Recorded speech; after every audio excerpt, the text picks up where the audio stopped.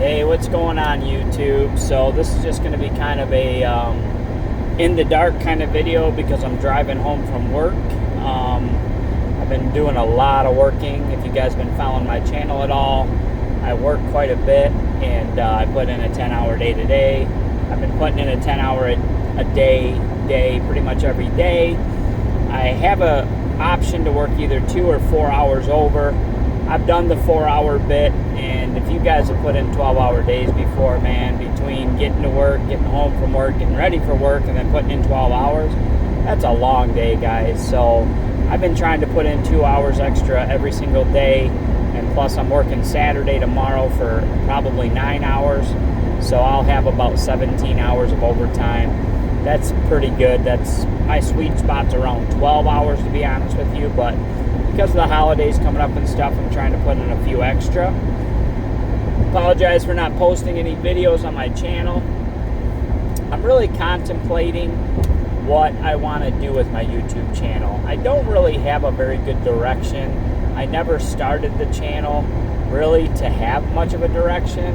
I know my title is Games, Gadgets, and Sports, and I still feel like that's relevant to what I want to talk about. The problem is I tend to more focus on the gaming and the house a little bit more than anything. I don't think I've talked sports almost at all, which is weird because I watch the Lions every single weekend. I watch the Pistons pretty often, almost every time there's a game.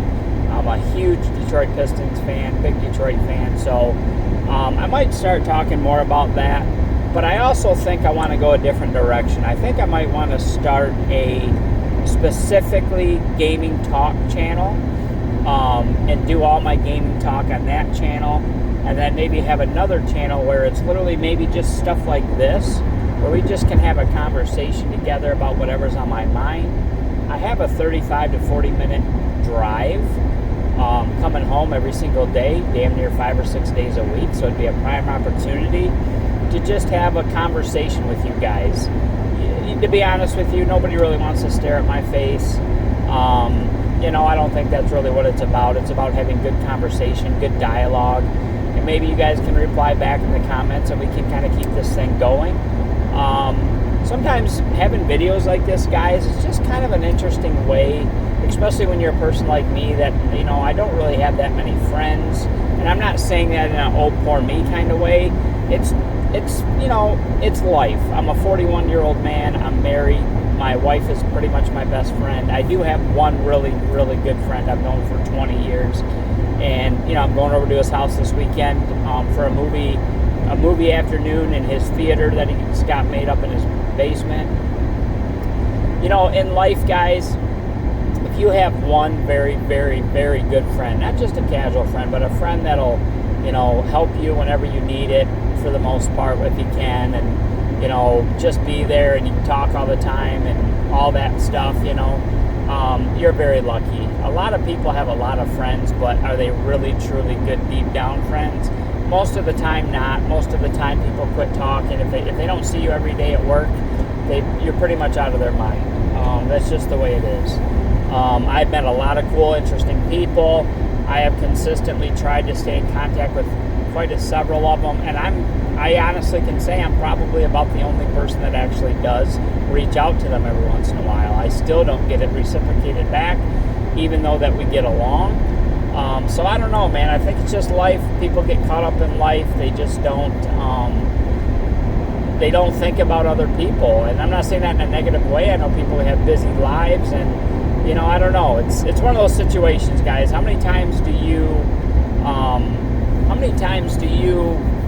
hear somebody passing away, and then all of a sudden everybody's getting together, saying something nice about that person or whatnot, but they never seen them, they never talked to them, they just kind of knew them or know them, and it's like, man, we really need to get together, man, life is short, and then what happens? Nobody does it.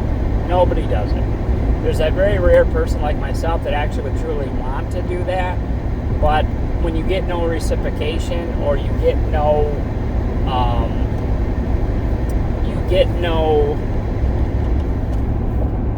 intent, you feel like, from other people, even some family that even wants to do it, it kind of just, you know, you kind of wonder why, and I guess you just want to quit wasting your time trying, you know what I'm saying? So I generally want people to be around me or contact me because they want to, not always because I just kind of force them to, you know what I mean? So long story short, that might be exactly what these new videos or this series, I might come up with a name for it. I think they're just going to be very, I mean, look at how we just got into that conversation, and, you know, that's not even what I was thinking about talking about, but I don't know. This is just going to be kind of that. I've always have a lot of stuff on my mind, so it's going to be a good way for me to kind of vent without venting to anybody or boring anybody. And if people want to hear it, they can hear it. And if they don't want to hear it, they won't hear it, right? I never started this YouTube channel really to become anything. If it did become something, fine, but it's not like I'm seeking that out, right? I have a career job. I have no intention of quitting it. I've got 11 more years to go and I can retire. So this is just kind of a fun hobby sort of thing for me to do. And it is what it is. So with that being said, I'll give you guys a little bit of a life update. As you guys know, I think some of the last videos we made, I put out where we were on vacation. That was quite a few months ago. Ever since then, guys, it's been quite a whirlwind. I don't know if I told you guys this or not, maybe I did, but I transferred to a different plant. I finally got out of the plant I was in. That was literally one of the worst plants I've ever worked at in my life. It was also an hour and 22-minute drive one way. We were working 6 days a week, 12 hours a day. It was horrendous. The management sucks. Everything about that plant, everything they do doesn't make any sense. It's half-ass ran. They don't do things right. It was just absolutely horrendous. So I was able to finally transfer out to a fantastic plant. I'm no longer doing manufacturing of vehicles. I'm actually building engines now for the vehicles. I get damn near unlimited amounts of overtime on a daily basis. In less than right around a few months, 2-3 months time that I've been there, I have already secured a position, getting off the assembly line, even building the engines. I'm now going to be working machining and building the actual blocks of the actual motor blocks. It's an offline job. I can have my lunches whenever I want throughout the day, my breaks. Essentially, though, the machines are going to do all the work. I got to keep the machines going. I got to load them. And this is all just based on what my buddy does, because he just signed up to do it, and he's been training for a while. So long story short, I don't know much about it, so it's going to be definitely a couple of weeks, 6 weeks of training, and quite a bit to learn, but looking forward to learning and doing something different and getting off the assembly line permanently and just doing something a little bit easier for the next 10, 11 years. So that's my side, guys, and my wife, unfortunately, is stuck down in the bad plant, but luckily she just applied to go somewhere else, and she now is going to be going to a new plant herself. Unfortunately, she wasn't able to get into mine, and unfortunately hers is still almost pretty much the same drive, but it's a better way to get there. She can go into town, get on the highway, and shoot right there.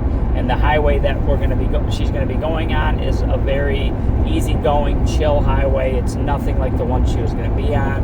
It's not in the city. It's going to be way better. We talked about possibly selling the house and moving a little closer so that we were both within a half hour of work. But I think we shot that idea in the foot because we've done so much work to the house. We just don't really want to start over. And she has other opportunities that she's already been doing. Eventually, she's going to become an apprentice electrician and eventually a full-fledged electrician for General Motors. And that position, they have to hire her before contract time within 2 years, and that could bring her back to this area that I'm working in. And then the move would be pointless. If we moved, there would be no point. Because she'll still be close to work. So, long story short, guys, all that's been going on. Me starting the new job, working on getting a different position, securing that, and the wife securing a new position as well. So it's been very, very stressful, but kind of in a good, okay way, but also in a way where when I was going to a new place, I was worried about her driving herself in the bad weather here in Michigan. Now I don't have to worry as much. She still has a drive, but it's going to be a little bit more easier and less stressful on her. She can take days off when the weather's going to be really bad. She did get paid a pretty nice size bonus to go to that plant, so that's pretty nice. It wasn't something we were, we would have took it with her without the money. We just to get her out of that other plant that she was at, so it was just a nice bonus. We've been very, very blessed this year. I also got the bonus when I went to this other plant, so it was a substantial amount of money, and we're very blessed and thankful to God for that, because it's come in handy to do the repairs on the house without touching savings. And this amount that she's getting, we're looking at possibly redoing the bathroom. Nothing fancy. Taking the tub out of the bathroom, putting in a walk-in shower, just your drop-in liner, nothing tiled and fancy. We could go to the nines, guys, but we are having a problem with water getting underneath the bathroom liner. So we're debating on just gutting it, putting in a walk-in shower, getting that fixed, putting in a closet that's non-existent in the bathroom right now with that extra space that the tub wouldn't be there anymore. So we're going to be waiting on a quote in about 6 or 7 days for that. To be honest with you, I think we've almost decided that we're probably not even going to do it regardless of the price. I think we might just have a plumber come out, fix the issue. It's probably going to cost a couple $1,000s regardless just to do that, because I got a feeling that liner's going to have to be pulled out. It's probably going to get damaged when it's pulled out, to get the water out, fix the drain, because the guy thinks the drain's leaking, and that's why it's getting under the liner. He said 99% of the time that's what it is.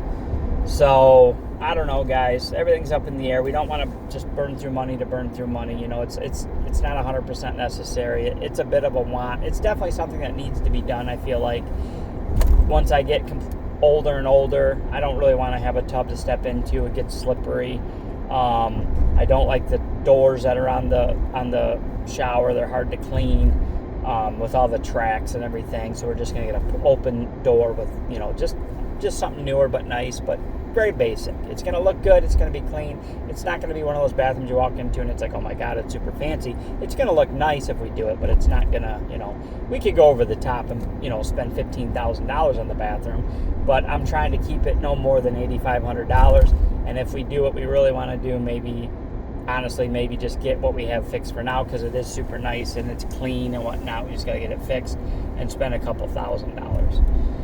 So I'm going through town now. Man, I tell you what, I used to hit McDonald's coming home a few days a week, just a snack wrap and a small Coke. I'm really trying to break those habits, so I haven't the last few days, but they have been really busy, guys. Really busy.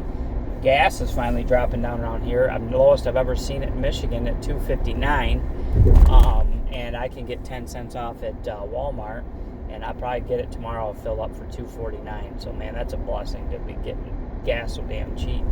I hope it stays that way. It keeps dropping so low and then shooting right back up. It's a game that they're playing.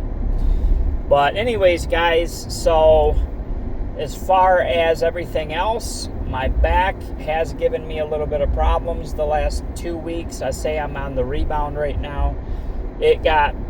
Ever since I started doing spinal decompression, my back actually was getting much better. I actually haven't, other than the first few treatments, it was amazing. I didn't even think about it for months, guys. I'm probably on my 10th or 12th treatment now. But for whatever reason, the week of Thanksgiving, my back really, really hurt bad. Like it hurt like it used to, like when it first was starting to get really bad before treatment. I don't know why. It kind of sucked because it was a reminder that, hey, this isn't going away. It's, what I'm doing right now is masking it in a healthy way with spinal decompression, but I think it's a warning that this isn't going to just be a cure-all. I think it is going to fix it for a long time. But yeah, it was pretty rough. I think maybe I did snow blow. I had to lift a couple heavy gas cans. I had to go into the back of my truck and get a gas can that flew to the back. So twisting and stuff. I think maybe something I tweaked it or something like that, but it's hard to say because I actually have a really bad disc in my lower back, and that's where it really hurt. So I really don't know if a twist or something. It's not like a muscle or my back went out situation. I have a bad disc, and it's always, I always feel it, and I always feel a little weirdness, numbness, like tingle sort of in my back. It's very hard to explain, but it's always warning me that I have a problem. But with the spinal decompression, it doesn't really hurt. You know what I'm saying? It's a weird feeling, but it don't hurt. Well, it did start to hurt pretty good this last few weeks. Well, starting Thanksgiving and now into this week. Now, I did go for treatment again on Thursday, and it's already rebounding and doing better. So, you know, maybe I just stop getting treatments as often as I maybe should have been, and that could be a thing too. It's going to be a lifelong thing I have to do, and as long as it continues to help and I can avoid surgery, that's what I'm going to do. I'm not too keen on wanting to do a back surgery, so I'm going to do the best that I can do. I'm still able to work. I just, like I said, guys, I'm putting in 17 hours. I'm putting anywhere from 12 to 18 hours of overtime a week, so it's good money for us. And, you know, it's better than taking time off unpaid that I was doing. So, yeah. So maybe I'll do a separate video eventually about spinal decompression and how I feel about it and how it's worked. I mean, it has worked a miracle for me so far. But it'd be interesting to talk specifically just about it.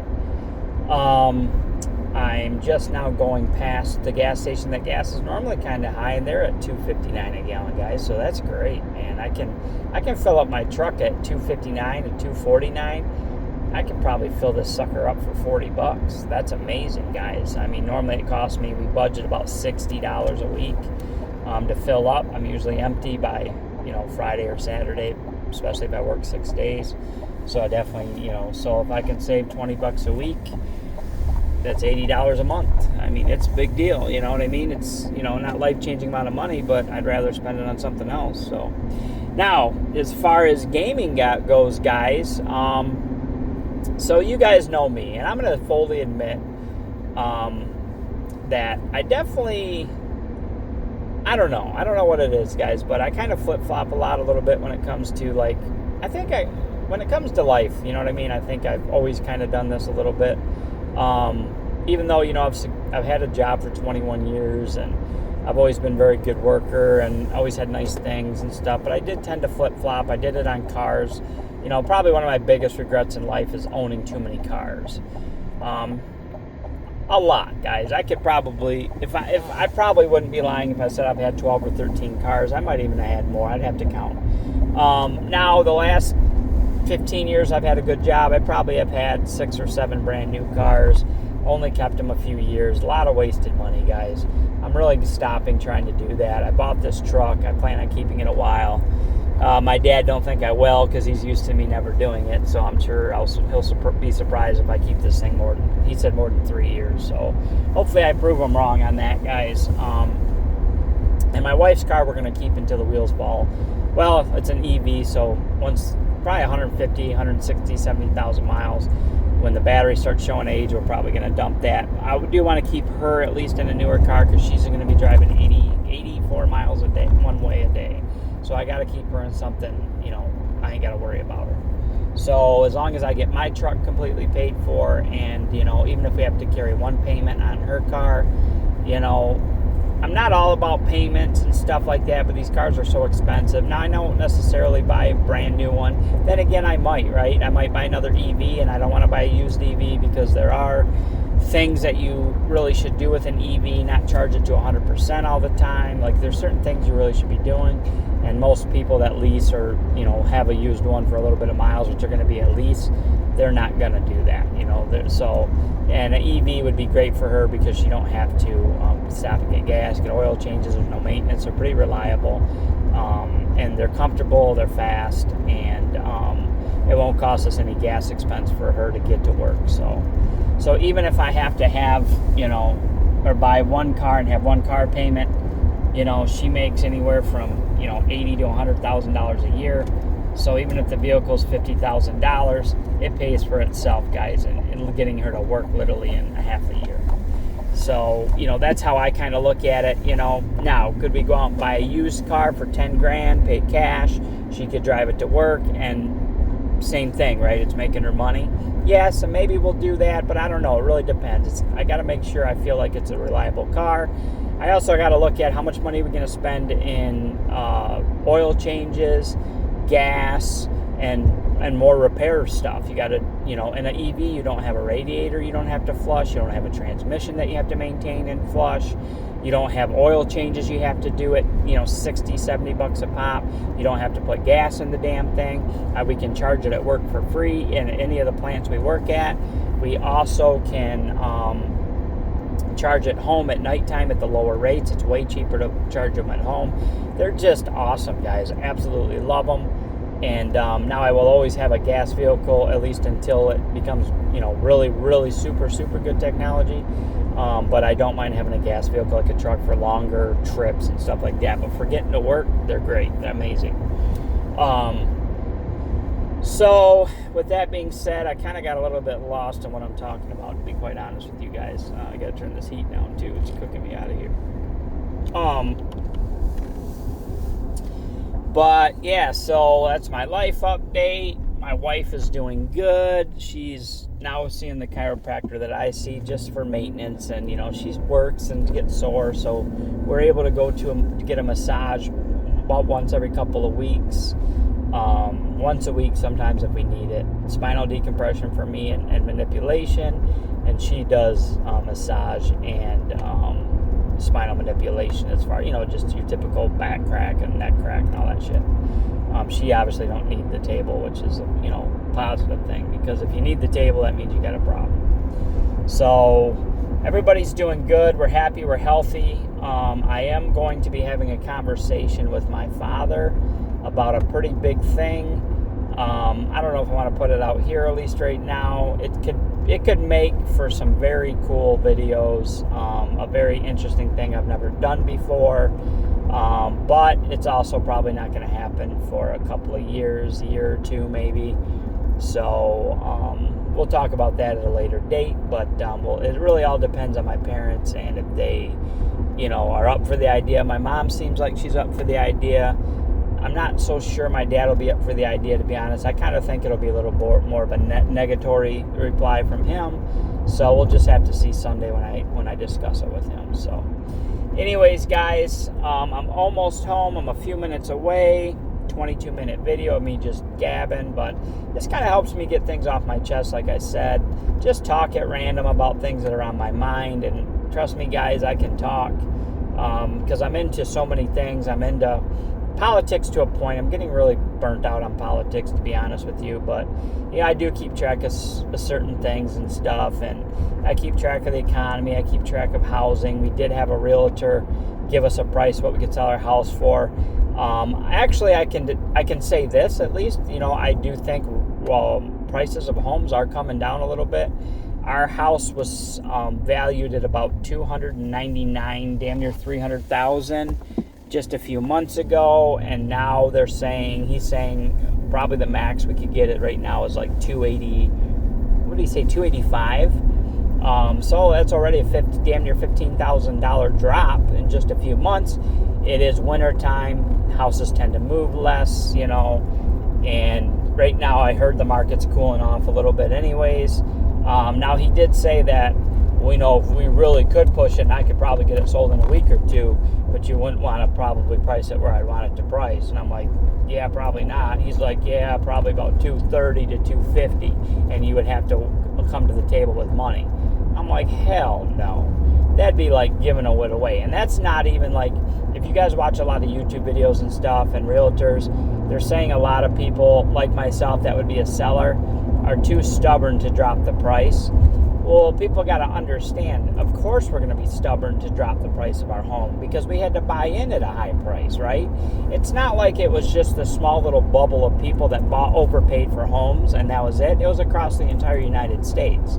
So unless you bought a home and hung on to it at a 2 or 3% interest rate, everybody else that's at 4 or 5 ain't even bad, but you start getting a 5, 6, 7, 8% interest rate on top of the price that we had to pay to buy these houses, I'm at a pretty decent 6.625 rate, which isn't really that bad. I paid that rate 20 years ago on my first house that I bought.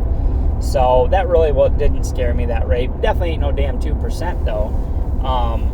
But with that being said, guys, you know, of course we're not gonna, like with that guy saying, oh, you know, I could get it sold at 230 or 250. Well, no shit, you could get it sold at 230 or 250. Especially when there ain't a house, there's smaller, crappier houses on smaller lots all around that are going for more money than that. It's like, I'm not giving away, you know, a house that I put $40,000 into, that has a, you know, a half-acre pond, a pole barn. You know, it's about almost 1,600, maybe 1,550 square feet. I just redid the basement. I've got some new furnace. It's got new hot water tank. It's got new plumbing. It's got new. You know what I mean? Like, I'm not giving the shit away, and I'm not desperate to give it away. So, you know, I feel like realtors that say shit like that, it's like anybody can do that. I mean, hell, I can lowball a price on my house and get it sold probably by myself. So I guess I really have a love-hate relationship with the realtor, because it's like they're glorified salespeople, you know, whatnot. So I want to try to show you guys if you can see this. So this is what our houses look. Hold on, hit the camera the wrong. So this is at night, guys. I got new spotlights put up. My wife's got some Christmas lights up inside. I'm doing something new this year. I'm parking outside.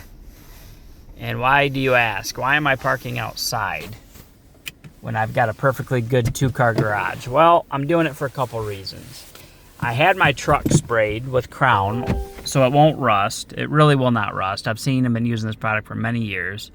It will not rust with the salt and the shit. It's made to be outside. If I gotta brush the snow off, it's one less vehicle that's gonna drip water into the garage, make a nasty mess, and then the drain freezes, and it's just a nightmare.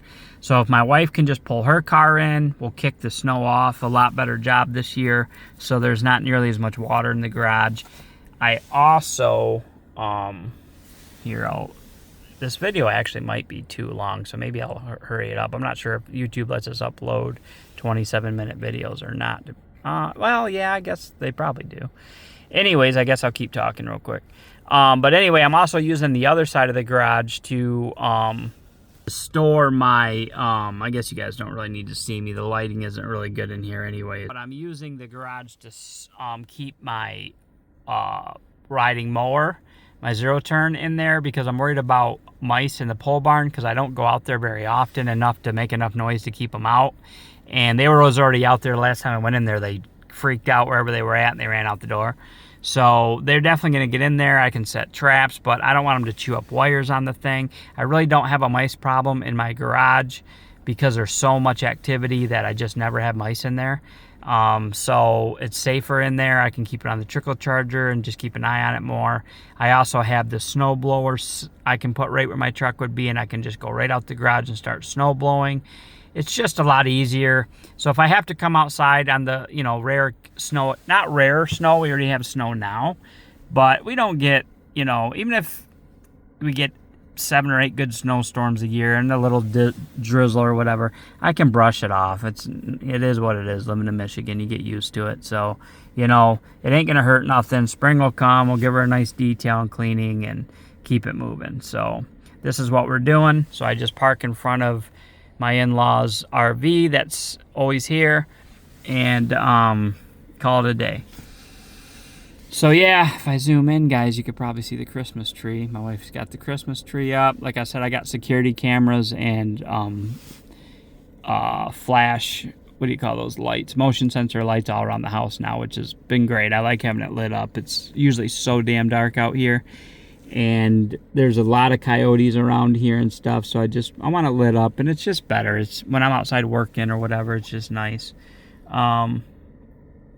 So anyways, guys, I gabbed, I guess, long enough. I might, like I said, I might start doing these vlogs every night when I'm coming home, and we can just chit-chat about all sorts of stuff, and, you know, maybe y'all will like them, maybe you won't, but I hope y'all had a good Thanksgiving.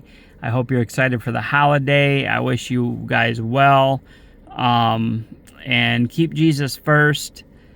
For real, keep Jesus first, because he's You know, if you've experienced a blessing in your life or things that happened in your life that you couldn't have planned it. I can go into more detail. My entire life, especially since my first wife passed away, the things that have been happening, and like even with this, I'll go into something real quick.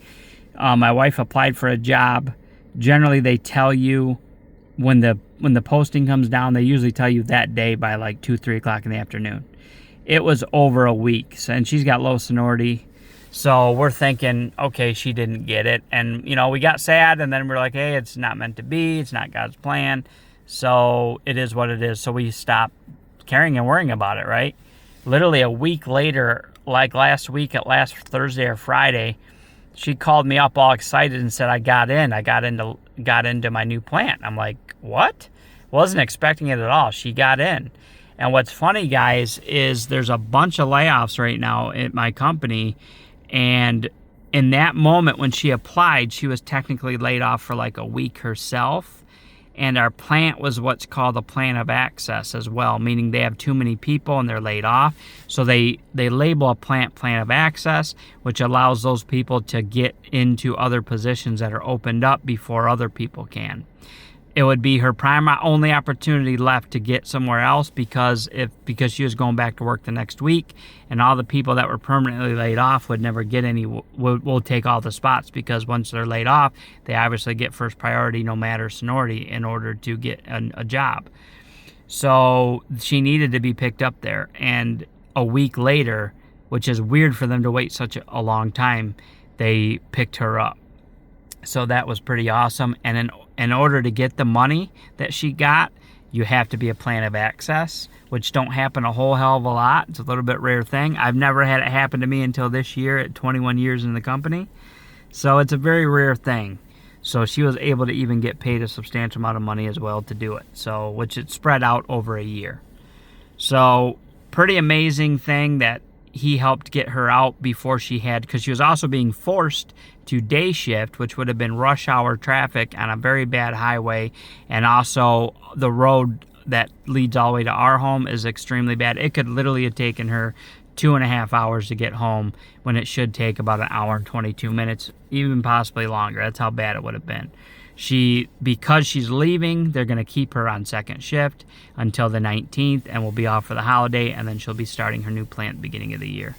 So God really blessed us there. He blessed us twice with financials, with the bonuses. He's, our whole life has been a blessing, you know. And here's the thing: sometimes things don't happen to your liking, and you can get down about it. But there's a plan. God has a plan. We just sometimes don't see it, right? And I'm learning as I get older and older to stop getting upset, stop getting mad, stop trying to control it, because that thing that's happening to you right now might be something that you're going to see later on. That's why that happened. It might be a really horrible situation that happened, but it's only because that happened that now you're in a position that you're in, or met a person that you met, or whatever. And that's not saying that you wanted that thing to happen. It's not saying that you wanted that person to go or that situation to occur. It's going to suck, but we don't know what our path in life is, unfortunately, and it's just the way it is. But trust in God, pray to God, and don't just ask God for things. Thank Him for the things that He gives you, even if you think you don't have a lot, because all of us probably have, or most of us have, more than most people have, even if it's not 100% what you really, really want. So just be thankful and grateful for what you have.